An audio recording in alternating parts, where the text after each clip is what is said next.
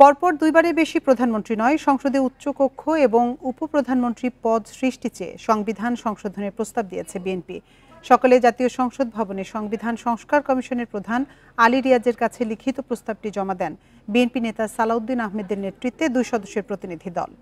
প্রস্তাব জমা দেওয়ার পর বিএনপির স্থায়ী কমিটির সদস্য সালাউদ্দিন আহমেদ জানান, সংবিধান পুনর্লিখন নয়, সংশোধনের প্রস্তাবনা দিয়েছে তার দল। প্রস্তাবে পঞ্চদশ সংশোধনী বাতিল ও তত্ত্বাবধায়ক ব্যবস্থা ফিরিয়ে আনা, উপরাষ্ট্রপতি পদ সৃষ্টি, বিচার বিভাগ ও নির্বাহী বিভাগের পৃথকীকরণ সহ অনেকগুলো বিধানের দাবি জানানো হয়েছে। এদিকে সংবিধান সংস্কার কমিশন জানিয়েছে, এ পর্যন্ত তাদের ওয়েবসাইটে 47,000 মানুষ বিভিন্ন প্রস্তাব ও মতামত দিয়েছেন। এছাড়া 28টি সংগঠন, 23 জন সুশীল সমাজের প্রতিনিধি, 5 জন সংবিধান বিশেষজ্ঞ, 10 জন তরুণ চিন্তাবিদের সাথে মত বিনিময় ও আলোচনা করেছে কমিশন। সবার মতামত যাচাই বাছাই ও বিশ্লেষণ করছে কমিশন।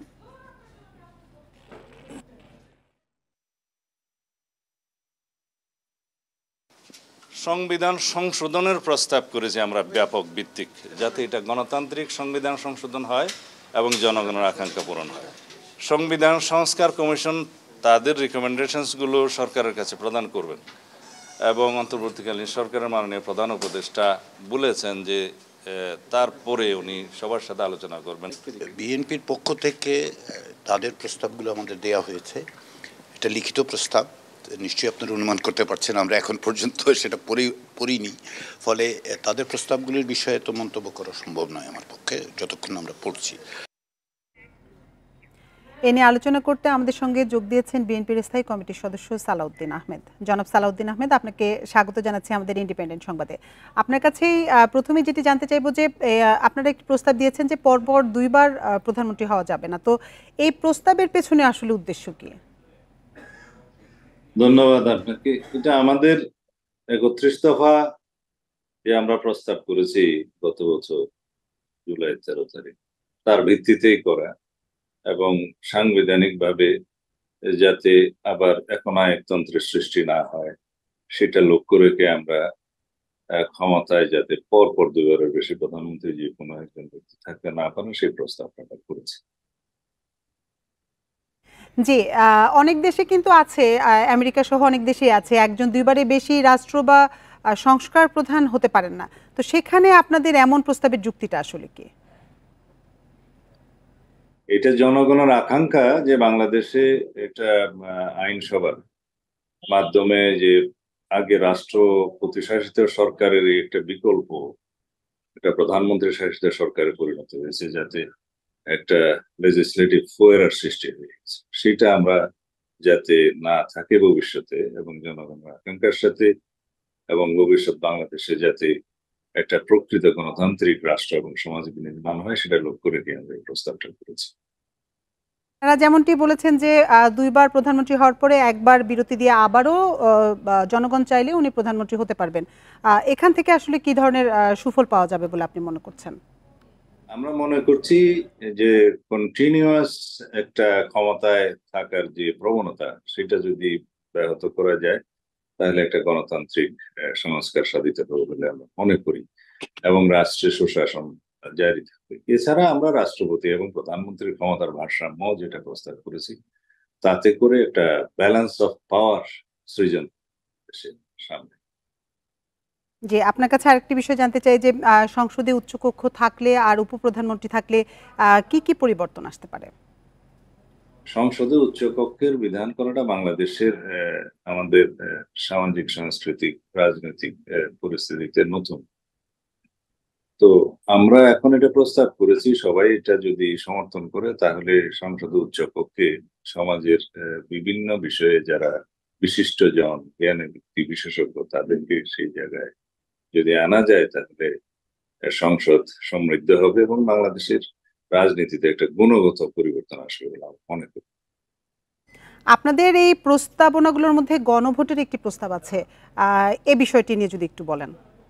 গণভোটের প্রস্তাবনে আসলে বাংলাদেশের সংবিধানের প্রিয়াম্বল সূচনা আর্টিকেল 8 মৌলিক অধিকারের এবং আর্টিকেল 48, 56 এবং আর্টিকেল 142 এই সমস্ত বিধানগুলোতে কোনো পরিবর্তন আসলে গণভোটের প্রয়োজনীয়তার কথা আবশ্যকের কথা বলা ছিল। সেটা আমরা পুনঃপ্রবর্তনের জন্য প্রস্তাব করেছি, কারণ এই বিধানটা পঞ্চদশ সংশোধনের মাধ্যমে খুব অগণতান্ত্রিক ভাবে বিলুপ্ত করে দিয়েছিল আওয়ামী লীগ। এটা নতুন কিছু নয়। এই রেফারেন্ডামটা জনগণের কাছে যাওয়া যখন কোনো সংবিধানের মৌলিক পরিবর্তন হয়, সেটা পৃথিবীর বহু দেশে আছে এবং আমাদের দেশে ছিল, আমরা প্রবর্তন করেছিলাম, কিন্তু আওয়ামী লীগ সরকার সেটা অবৈধভাবে অগণতান্ত্রিক ভাবে বিলুপ্ত করেছে। তারই পুনঃপ্রবর্তন চেয়েছে। জি, সালাউদ্দিন আহমেদ, আপনাদের তো ৬২টি প্রস্তাবনা আপনারা দিয়েছেন, তো সেখানে এই ৬২টি নিয়ে যদি আমাদের যেগুলো বেশি গুরুত্বপূর্ণ সেগুলো নিয়ে যদি আমাদের বিস্তারিত একটু বলেন।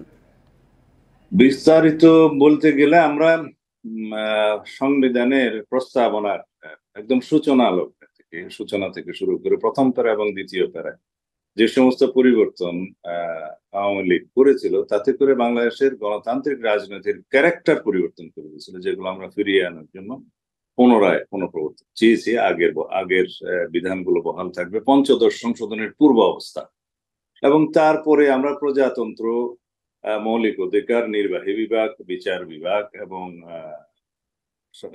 আইন বিভাগ সহ নির্বাচন ব্যবস্থা সহ সমস্ত কিছুতে এবং তফসিল সহ সমস্ত কিছুতে আমরা ব্যাপক ভিত্তিক পরিবর্তন, আমরা সংশোধন চেয়েছি, যেগুলো আগে ছিল পঞ্চদশ সংশোধনের পূর্বে।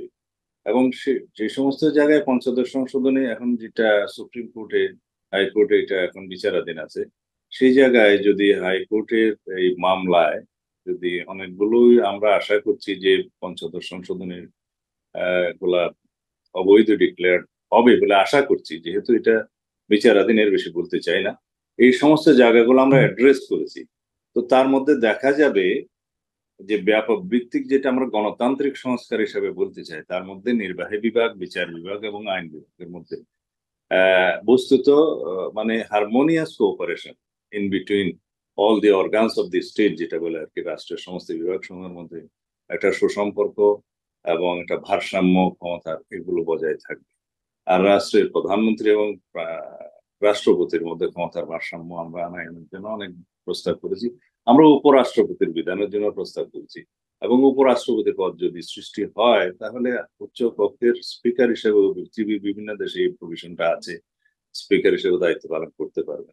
এবং আরো অনেকগুলো আমরা যেগুলো করেছি জুডিশিয়ারির জন্য, সুপ্রিম জুডিশিয়াল কাউন্সিলের পাশাপাশি লোয়ার জুডিশিয়ারির জন্য একটা লোয়ার জুডিশিয়াল কমিশনের প্রস্তাব আমরা করেছি, যাতে অধস্তন আদালত সমূহের নিয়ন্ত্রণ পুরোপুরি স্বাধীনভাবে সুপ্রিম কোর্টের হাতে থাকে। তো এগুলো আমরা ব্যাপক ভিত্তিক প্রস্তাবনা করেছি। আর কিছু কিছু জিনিস যেটা আওয়ামী লীগ সরকার অবৈধভাবে তফসিলে অন্তর্ভুক্ত করেছিল, সেগুলো বিলুপ্তির জন্য আমরা প্রস্তাব করেছি। এত সংক্ষিপ্ত সময়ের মধ্যে সংবিধানের মধ্যে একটা বিষয়ে ব্যাপক সংস্কারের প্রস্তাবনা নিয়ে আলোচনা করা আমার মনে হয় সম্ভব হবে। আচ্ছা, আরেকটি বিষয় জানতে চাইবো যে এটার পক্ষে বিপক্ষে তো অনেক ধরনের মতামত আছে। সংবিধান সংস্কার কমিশনের ওয়েবসাইটেও প্রায় ৪৭,০০০ মানুষ বিভিন্ন ধরনের মতামত দিয়েছেন তাদের। তো আপনার কাছে কি মনে হয় একটি গ্রহণযোগ্য সংবিধান রচনা আসলে কতটা চ্যালেঞ্জিং? এটা চ্যালেঞ্জিং তো বটেই, তবে তত্ত্বাবধায়ক সরকার ব্যবস্থা ফিরিয়ে আনার ব্যাপারে তো সারা জাতির মধ্যে একটা ঐক্যমত আছে, গণভোট ফিরিয়ে আনার ব্যাপারে ঐক্যমত আছে, এবং সংবিধানের ক্ষমতার ভারসাম্য in between president and prime minister, সেই বিষয়েও মোটামুটি ঐক্যমত আছে। বড় বড় যে বিষয়গুলো মৌলিক অধিকার এবং সংবিধানের যে পরিবর্তন করা যাবে না যে বিধানগুলো করেছিল, সেই বিষয়ে এগুলো ফিরিয়ে আনার ব্যাপারে ঐক্যমত আছে। যেমন আওয়ামী লীগ একটা বিধান করেছিল সংবিধানের আর্টিকেল 7A and B, যে এই সংবিধানে কেউ পরিবর্তন করতে পারবে না, প্রথম ভাগ, দ্বিতীয় ভাগ, তৃতীয় ভাগ, প্রিয়াম্বেল সহ। তো এইগুলা তো ভবিষ্যৎ পার্লামেন্টারিদের ক্ষমতা বাতিল করে দেয়া, সেটা অবৈধ। এগুলো আমরা চেয়েছি যে এগুলো বিলুপ্ত হবে। এগুলো অবশ্য পঞ্চদশ সংশোধনের যে মামলাটি বিচারাধীন আছে তার মধ্যে এটা অন্তর্ভুক্ত আছে, এটা আদালতও বিবেচনা করবে বলে আমরা আশা করি। ইনফ্যাক্ট পঞ্চদশ সংশোধনের রায়, মানে মামলার রায় যদি হয়ে যায়, তার আগে অনেক কিছু কিন্তু ফয়সলা হয়ে যাবে।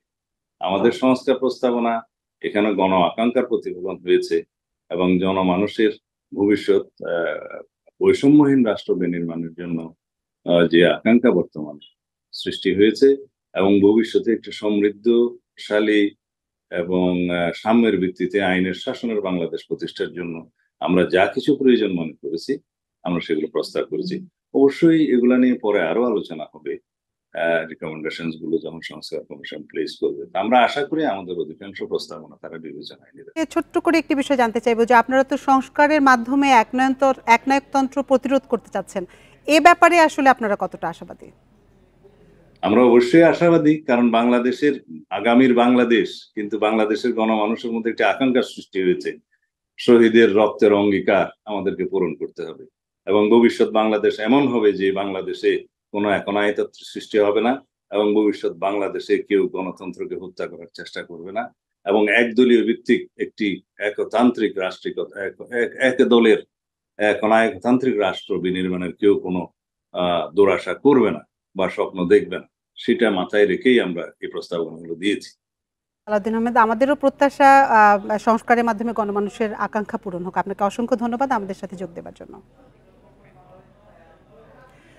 2013 সালে রাজধানীর শাপলা চত্বরে হেফাজতে ইসলামের সমাবেশে গণহত্যার অভিযোগে আন্তর্জাতিক অপরাধ ট্রাইব্যুনালে অভিযোগ দায়ের করা হয়েছে। এতে শেখ হাসিনা সহ 50 জনকে আসামি করেছে হেফাজতে ইসলাম। পরে হেফাজত নেতারা জানান, গত আওয়ামী লীগ সরকারের সময় এই হত্যাযজ্ঞের বিচার তো হয়নি, উল্টো তাদেরকে মিথ্যা মামলা দিয়ে নির্যাতন করা হয়। এখন অন্তর্বর্তী সরকার এই ঘটনার সুষ্ঠু বিচার নিশ্চিত করবে বলে আশা তাদের। এ সময় ট্রাইব্যুনালের প্রসিকিউটররা জানান, হেফাজতের সমাবেশে র্যাব পুলিশের হত্যাযজ্ঞের ঘটনা আন্তর্জাতিক অপরাধ। ট্রাইব্যুনাল আইন গণহত্যার মধ্যে পড়ে বলেই তারা এই অভিযোগ করেছেন। তাদের অভিযোগটি দ্রুত ট্রাইব্যুনালের তদন্ত সংস্থার কাছে পাঠানো হবে বলেও জানান তিনি। 2013 সালের 5 মে হেফাজতের সমাবেশে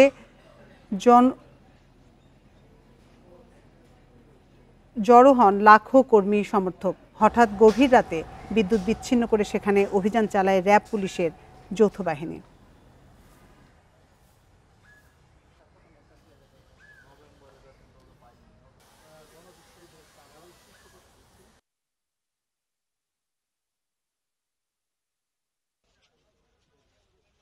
অনেক শহীদ পরিবারের আপনজন, শহীদদের স্ত্রী, শহীদদের সন্তানেরা তাদের আপনজন শহীদ হওয়ার পর তারা তাদের আপনজনদের লাশটুকু পর্যন্ত খুঁজে পায়নি। অনেকে শাহাদাত বরণ করার পর তাদের আপনজনদেরকে পুলিশ জোরপূর্বক তাদেরকে দিয়ে মিথ্যা মামলা দায়ের করানোর জন্য চাপ প্রয়োগ করেছে। তৎকালীন প্রধানমন্ত্রী শেখ হাসিনা সহ 50-এর অধিক অভিযোগ নামীয় এবং একই সাথে অজ্ঞাতনামা আসামি রয়েছে।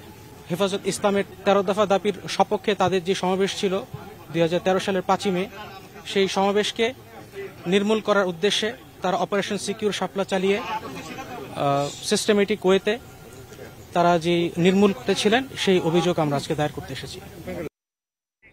এ নিয়ে আলোচনাতে হাইকোর্ট চত্বর থেকে আমাদের সাথে যোগ দিচ্ছেন সহকর্মী জাহিদুল বাশার। জাহিদুল বাশার, 2013 সালে রাজধানীর শাপলা চত্বরে হেফাজতে ইসলামের সমাবেশে গণহত্যার অভিযোগে আন্তর্জাতিক অপরাধ ট্রাইব্যুনালে অভিযোগ দায়ের করা হয়েছে। হেফাজতের পক্ষ থেকে কি কি অভিযোগ আসলে আনা হয়েছে? দেখুন, 11 বছর পর হেফাজতে ইসলামের সেদিনের সমাবেশে 5 মে এবং 6 মে ভোর রাতে যে ঘটনা ঘটেছিল শাপলা চত্বরে, সেই ঘটনার বিচার দাবি করে এটিকে গণহত্যা বলেছেন তারা। সেই গণহত্যার অভিযোগ নিয়ে তারা আজকে হেফাজতে ইসলামের সংগঠনের পক্ষ থেকে আজকে কিন্তু অভিযোগ দায়ের করা হয়েছে। এর আগে আমরা দেখেছি বিভিন্ন কয়েকদিন আগেও বুয়েটের শিক্ষার্থী রেহান তার পরিবার এসেছিল ওই হেফাজতে ইসলামের সমাবেশে, যে সেখানে পুলিশের গুলিতে নিহত হয়েছে সেই অভিযোগ দিয়েছিল। কিন্তু আজকে মূল সংগঠনের পক্ষ থেকে দেওয়া হয়েছে এবং এখানে আসামি করা হয়েছে শেখ হাসিনা, তখনকার স্বরাষ্ট্রমন্ত্রী, সরকারের অন্যান্য মন্ত্রী এবং বিশেষ করে ডিএমপির তখন যিনি কমিশনার ছিলেন আলোচিত পুলিশ কর্মকর্তা বেনজির আহমেদ, তাকে সহ এরকম 50 জনকে কিন্তু আসামি করা হয়েছে। এই অভিযোগের পরে আমরা হেফাজতের যারা নেতারা এসেছিলেন, মামুনুল হক এসেছিলেন, জোনায়েদ আল হাবিব এসেছিলেন, এরা হেফাজতে ইসলামের অত্যন্ত পরিচিত মুখ। তারা কিন্তু বলেছেন যে বিগত সরকারের আমলে আসলে এই নিয়ে তো তারা বিচার চাইতেই পারেননি, বরং তাদেরকে আসলে বিভিন্নভাবে হয়রানি করা হয়েছে, বিভিন্ন মিথ্যা মামলা সাজিয়ে তাদেরকে জেলে রাখা হয়েছে। তো এখন তারা বিচার দাবি করছেন। দেখুন, সেদিনের রাতের ঘটনা বলতে যে হেফাজত ইসলামের নেতারা কিন্তু বলেছেন যে একেবারে পরিকল্পিতভাবে তাদের উপরে হত্যাযজ্ঞ চালানো হয়েছে এবং যে সংখ্যা তারা আমরা জিজ্ঞেস করেছিলাম যে সংখ্যাটি কেমন হতে পারে। আপনি জানেন যে এর আগে অধিকার থেকে একটি তালিকা প্রকাশ করা হয়েছিল নিহতের সংখ্যা, সেখানে 60 জনের কথা বলা হয়েছিল। আজকে তারা এই যে নিহতের সংখ্যাটি তারা স্পষ্ট করেননি, তারা বলছেন যে এটি তাদের যে সংখ্যা সেটি তারা ট্রাইব্যুনালের কাছে দিয়েছেন এবং ট্রাইব্যুনালের তদন্ত দল এখন তদন্ত করবে এবং সেখানে মূল সত্যটি উঠে আসবে। তবে তারা একটি সংখ্যা দিয়েছেন। আল্লামা মামুনুল হক তিনি আমাদেরকে বলছেন যে এই সংখ্যা শতাধিক হবেই। তো সব মিলিয়ে এখন প্রসিকিউটররা জানিয়েছেন যে আজকে যে অভিযোগটি দায়ের করা হয়েছে হেফাজতে ইসলামের সেই সমাবেশে কি ঘটেছিল সেই বিষয়টির অভিযোগটি খুব দ্রুত তদন্ত দলের কাছে পাঠানোর পরে আন্তর্জাতিক অপরাধ ট্রাইব্যুনালের তদন্ত টিম এ নিয়ে কাজ করবে এবং তা নিয়ে তারা পরবর্তীতে প্রসিকিউশনের মাধ্যমে মামলা করবে। এখানে আরেকটি বিষয় জানিয়ে রাখা দরকার যে এই ঘটনায় যে আলাদা আলাদা করে যে মামলাগুলো বা অভিযোগগুলো এতদিন দায়ের করা হয়েছে সেগুলো কিন্তু আর আলাদা বিচ্ছিন্নভাবে হবে না, একসাথেই কিন্তু একটি মামলা আকারেই ট্রাইব্যুনালের সামনে যাবে এবং এর বিচার নিশ্চিত করা হবে। দেখুন, গণহত্যা এবং আন্তর্জাতিক অপরাধ ট্রাইব্যুনালের যে আইনটি সংশোধন করা হয়েছে সেখানে গণহত্যা এবং গুম, মানবতা বিরোধী অপরাধের নতুন যে ডেফিনেশন সব মিলিয়ে হেফাজতে ইসলামের যে ঘটনা সেদিন সেই রাত্রে ঘটেছিল সেই ঘটনা কিন্তু এই আইনের অধীনে পড়ে, এটি আন্তর্জাতিক অপরাধ ট্রাইব্যুনালের প্রসিকিউটররা আমাদেরকে জানিয়েছেন। একটু যদি 2013 সালের 5 মে ফিরে যাই, সেদিন রাতে 5 মে যখন হেফাজতে ইসলামের লাখো কর্মী সমর্থকরা রাজধানীর শাপলা চত্বরে বসেছিল, সেদিন যাওয়ার পরে গভীর রাতে বিশেষ করে পৌনে 3টার দিকে মূল অভিযান শুরু করে পুলিশ, র্যাব এবং বিজিবি সদস্যরা। একদিক থেকে তারা একেবারে ব্ল্যাক আউট করে দিয়ে সেখানে সাউন্ড গ্রেনেড, কাঁদানে গ্যাস সহ বিভিন্নভাবে সেখানে যারা জড়ো হয়েছিল তাদেরকে সরিয়ে দিতে চায় এবং সেই সরিয়ে দেওয়ার কিন্তু একটা কৌশল আমরা দেখেছি। সেখানে সেদিন দৈনিক বাংলা মোড় থেকে শুরু করে এই পাশ থেকে যখন অভিযান চালানো হয় তখন নটরডেম কলেজের গেট এবং কমলাপুরে যাওয়ার 2টি রাস্তা কিন্তু খুলে দেওয়া হয়েছিল যাতে নেতাকর্মীরা সেখান থেকে সরে যেতে পারে। সব মিলে সেদিন রাতে অনেকেই নিহত হয়েছেন, সেই অভিযোগটি হেফাজতে ইসলাম আজকে বলেছে এবং তারা বলেছেন যে এর আগে গত আওয়ামী লীগ সরকারের সময় এই নিয়ে তারা কোথাও মুখ খুলতেই পারেননি, এখন সময় এসেছে এর বিচার করার, তারা বিচার চান, যার কারণে আন্তর্জাতিক অপরাধ ট্রাইব্যুনালে সেদিন আজকে তারা এসেছেন। হাইকোর্ট চত্বর থেকে জানাচ্ছিলেন সহকর্মী জাহিদুল বাশার। আজ থেকে এক সপ্তাহ জাতীয় ছাত্র সংহতি পালন করছে বৈষম্য বিরোধী ছাত্র আন্দোলন। এই কর্মসূচির মাধ্যমে দেশের বিভিন্ন শিক্ষা প্রতিষ্ঠানে গিয়ে একতা ও সংহতির বার্তা পৌঁছানোর লক্ষ্য তাদের। সোমবার দেশের সামগ্রিক পরিস্থিতি নিয়ে বৈষম্য বিরোধী ছাত্র আন্দোলনের কেন্দ্রীয় নির্বাহী কমিটির জরুরি সভা হয়। সেখানে বলা হয়, মাহবুবুর রহমান মোল্লা কলেজ সহ বিভিন্ন জায়গায় আন্দোলনের সুযোগে ছাত্রলীগ সহ আওয়ামী লীগের দোসররা বিশৃঙ্খলা করছে। এটি ঠেকাতেই 5 আগস্টের আগের মতো ঐক্যের বার্তা নিয়ে জাতীয় ছাত্র সংহতি সপ্তাহ ঘোষণা করছেন তারা। এর আগে যুক্ত হয়েছে ফ্যাসিবাদ বিরোধী রাজনৈতিক দল ও ছাত্র সংগঠনগুলো। পরে বৈষম্য বিরোধী ছাত্র আন্দোলনের আহ্বায়ক হাসনাত আবদুল্লাহ বলেন, দেশের ইতিহাসে আওয়ামী লীগই সংখ্যালঘুদের সবচেয়ে বেশি নির্যাতন করেছে। বিদেশে বসেও আওয়ামী লীগ ষড়যন্ত্র করছে, সাম্প্রদায়িক সম্প্রীতি নষ্টের চেষ্টা করছে বলেও অভিযোগ তার। তারা বিদেশে বসে তারা ষড়যন্ত্র করছে। এই ষড়যন্ত্রের জায়গা থেকে আমাদের যে সাম্প্রদায়িক যে সম্প্রীতিটি রয়েছে এই সম্প্রীতিকে নষ্ট করার চেষ্টা করছে। একটি ধারণা তৈরি করা হয়েছে, এটি আওয়ামী লীগের ধারণা যে শুধুমাত্র আওয়ামী লীগই সংখ্যালঘুদের প্রোটেক্ট করবে, কিন্তু সবচেয়ে যদি দেখেন ইতিহাসে আওয়ামী লীগই হচ্ছে সংখ্যালঘুদের অধিকার সবচেয়ে বেশি হরণ করেছে, তাদের জমি সবচেয়ে বেশি লুণ্ঠন করেছে। কলেজ শিক্ষার্থীদের সমস্যা আলোচনার মাধ্যমে সমাধান করতে হবে বলে মন্তব্য করেছেন স্বরাষ্ট্র উপদেষ্টা মোহাম্মদ জাহাঙ্গীর আলম চৌধুরী। সকালে সুনামগঞ্জের তাহিরপুরে হাওড়ের বোরো ফসল রক্ষায় বাঁধের জরিপ কাজ পরিদর্শন শেষে তিনি একথা বলেন। স্বরাষ্ট্র উপদেষ্টা বলেন, কলেজের সমস্যা সমাধানের জন্য শিক্ষকরা রয়েছেন। ছাত্রদের কঠোরভাবে দমন না করে শান্তিপূর্ণ সমাধানের চেষ্টা করা হচ্ছে বলেও জানান তিনি। এ সময় সড়ক অবরোধ সৃষ্টি করে জনভোগান্তি সৃষ্টি না করার আহ্বান জানান স্বরাষ্ট্র উপদেষ্টা। এদিকে হাওড়ের ফসল রক্ষা বাঁধের বিষয়ে পানি সম্পদ বিষয়ক উপদেষ্টা সৈয়দা রিজওয়ানা হাসান বলেন, বাঁধের কাজে কোনো ধরনের অনিয়ম হলে কঠোর ব্যবস্থা নেওয়া হবে। বিভিন্ন কলেজের সাথে যে হচ্ছে এক কলেজ আরেক কলেজে, এখানে ধরেন যে ছাত্র প্রতিনিধিরা আছে, 2 কলেজের প্রতিনিধিরা নিজের আলাপ করে নিতে পারে, 2 কলেজের শিক্ষকরা রয়ে গেছে, তারাও কিন্তু আলাপ করে এই সমস্যাটা সমাধান করতে পারে। তা আমি আপনাদের কাছে অনুরোধ করব, এরা যেন রাস্তায় না নামে। অনিয়ম তো আমাকে একটা প্রমাণ সহ দিলে অবশ্যই আমরা ব্যবস্থা নিব, এবং অনিয়ম যাতে না হয়, বিলম্ব যেন না হয়, মানুষের জন্য কোনো বিপর্যয়ের মুখোমুখি না হয়, সেজন্য যতটুকু আগাম প্রস্তুতি করা সম্ভব আমরা সেটুকুন আগাম প্রস্তুতি করতে এখানে এসেছি। হাওড়ে যারা চাষাবাদ করেন হাওড়বাসীর কোনো ক্ষতি না হয়। ফ্যাসিবাদের দোসররা বিভিন্ন মিডিয়ায় রয়ে গেছে, তাদের বিষয়ে সিদ্ধান্ত হাউসগুলোকেই নিতে হবে বলে মন্তব্য করেছেন তথ্য ও সম্প্রচার উপদেষ্টা নাহিদ ইসলাম। এ সময় প্রত্যাশা অনুযায়ী গণমাধ্যমের সহায়তা না পাওয়ার অভিযোগ করেন তিনি। সচিবালয়ে ঢাকা রিপোর্টার্স ইউনিটির নেতৃবৃন্দের সঙ্গে সৌজন্য সাক্ষাৎ শেষে নাহিদ ইসলাম বলেন, সাংবাদিকতা নিয়ে মানুষের মনে এক ধরনের ধোঁয়াশা আছে। গণমাধ্যমের উপর মানুষের বিশ্বাস অনেকটাই কমে গিয়েছিল। বিগত সরকারের সাথে দোসর হিসেবে কাজ করত আওয়ামী লীগের থিঙ্ক টাস্ক CRI। তবে এখন সরকার গণমাধ্যমের স্বাধীনতায় বিশ্বাসী। সরকারের পক্ষ থেকে কোনো বাধা থাকবে না, কিন্তু সাংবাদিকরা কিভাবে গণমাধ্যমকে দেখতে চায় তাও গুরুত্বপূর্ণ। সত্যিকার বলতে আমরা সরকারের জায়গা থেকে আমাদের মনে হচ্ছে আমরা সেই সাপোর্টটা পাচ্ছি না কোনো গণমাধ্যম থেকে। কোনো ধরনের মনিটরিং করছি না, কোনো ধরনের হস্তক্ষেপ করছি না, সরকারের জায়গা থেকে করা উচিত না, কিন্তু সাংবাদিকদের বা গণমাধ্যমকে তো দায়িত্বশীল ভূমিকা পালন করতে হবে। কারণ এখন একটা মিথ্যা খবর, একটা গুজব কিন্তু অনেক বড় ঘটনার জন্ম দিতে পারে। সাবেক স্বাস্থ্যমন্ত্রী জাহিদ মালিকের ১,০০০ কোটি টাকা পাচারের প্রমাণ পেয়েছে দুর্নীতি দমন কমিশন দুদক। পাশাপাশি তার ২০০ কোটি টাকার অবৈধ সম্পদের তথ্য পেয়েছে অনুসন্ধানকারীরা। শুধু জাহিদ মালিক নয়, আওয়ামী লীগ সরকারের এমন ২৪ এমপি মন্ত্রীর দুর্নীতির তথ্য প্রমাণ এখন দুদকের হাতে। শুধু অবৈধ সম্পদ নয়, আওয়ামী লীগ সরকারের মন্ত্রী এমপিদের হাজার হাজার কোটি টাকা পাচারের তথ্য প্রমাণও মিলেছে অনুসন্ধানে। টিআইবির তথ্য অনুযায়ী গত ১৫ বছরে ২৮ লাখ কোটি টাকা পাচার হয়েছে। ভারত, যুক্তরাষ্ট্র, যুক্তরাজ্য, কানাডা, অস্ট্রেলিয়া ও মধ্যপ্রাচ্যের বেশ কয়েকটি দেশে পাচার হয়েছে বেশিরভাগ টাকা। ৫ই আগস্ট পট পরিবর্তনের পর এ পর্যন্ত আওয়ামী লীগ সরকারের ২০০ এমপি ও মন্ত্রীর বিরুদ্ধে অনুসন্ধান শুরু করে দুদক, যার মধ্যে সাবেক স্বাস্থ্যমন্ত্রী জাহিদ মালেকের দুর্নীতির ফিরিস্তি সবচেয়ে লম্বা। এককভাবে ১,০০০ কোটি টাকা পাচারের তথ্য প্রমাণ তার বিরুদ্ধে। এছাড়া দেশেও তার প্রায় ২০০ কোটি টাকার অবৈধ সম্পদ। অনুসন্ধান টিম এই বিষয়ে দালিলিক প্রমাণাদি সংগ্রহ করছেন এবং দালিলিক প্রমাণাদি সংগ্রহ শেষে তারা প্রতিবেদন দাখিল করবেন কমিশনের নিকট এবং কমিশনের অনুমোদন ক্রমে পরবর্তীতে এই বিষয়ে ব্যবস্থা নেওয়া হবে। এছাড়া সাবেক খাদ্যমন্ত্রী সাধন চন্দ্র মজুমদারের বিরুদ্ধে নিম্নমানের খাদ্য, বিশেষ করে গম আমদানির অভিযোগ পাওয়া গেছে। তার বিরুদ্ধে নিয়োগ বাণিজ্যের তথ্যও আছে দুদকের কাছে। এটা ডিপেন্ড করা হচ্ছে অভিযোগের ধরনের উপর।